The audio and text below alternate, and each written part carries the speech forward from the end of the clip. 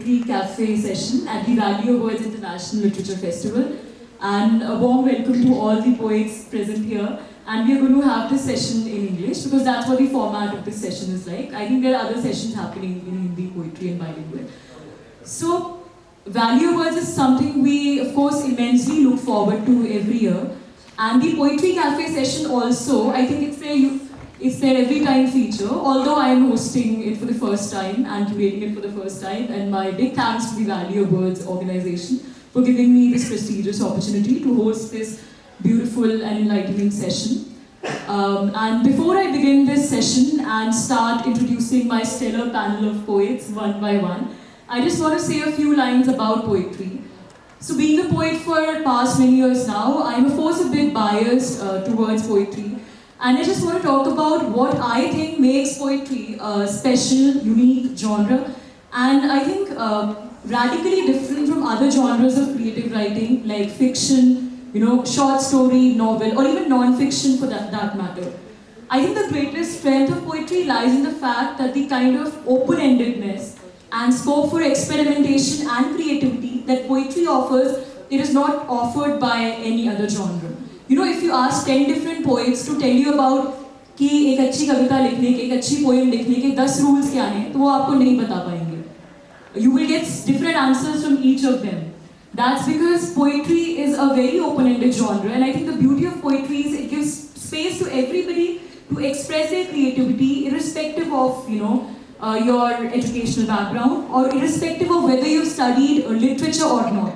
If you look at the lives of poets world across, poets come from different professions, doctors, engineers, even people from the lowest echelons of society. I was studying in England and we used to go to this poetry meets, and I met so many poets, truck drivers, electricians. So I mean, that's some kind of thing, like we don't have it in our society so much, but that's how inclusive poetry is. Poets come from different walks of life, and the amazing thing about poetry, like I said, so many different poetic forms coexist. So that's why we have poetry started with something like lyric poetry which follows strict meter and rhyme. Then it shifted to free verse, which is the format most of us write in today. And then we have so many other experimental formats emerging now, like the spoken word poetry, which you see mostly on YouTube poetry videos, where it's mostly written in very plain, simple language and very prosaic language, like day-to-day, everyday talking about different topical issues, be it politics or, politics, life, any controversial so-called taboo issues are also explored through poetry. Then we also have prose poems. And the beauty of poetry is that all these different poetic forms coexist with each other without any conflict. And when I talk about poetry being, accommodative and fluid and all that, this doesn't mean that there's no quality control mechanism in poetry. Of course there exists. As you develop, as you go forward in your journey as a poet, you read, you attend poetry gatherings, and subconsciously you assimilate a lot of knowledge. But poetry is not, that kind of conscious learning process like a lot of other disciplines. It's very subconscious kind of assimilation. If you're attending an art exhibition, attending a talk, or even practicing music, talking to your friends, walking in the park, everything becomes, kind of subconscious influence for poetic creativity. And that's where poetry has affinity with other art forms like music, literature, visual arts.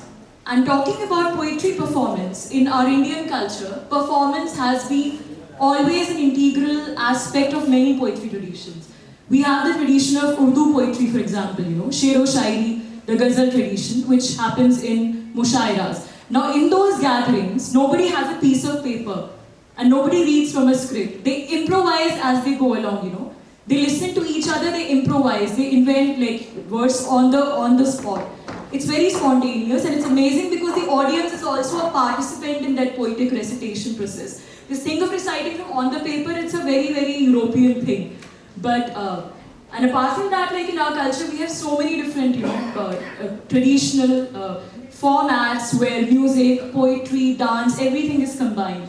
And just one thing I want to say before starting, last thing quickly, is that poetry performance, generally, a lot of poets are very good at writing, but they're very shy with performing their works in public.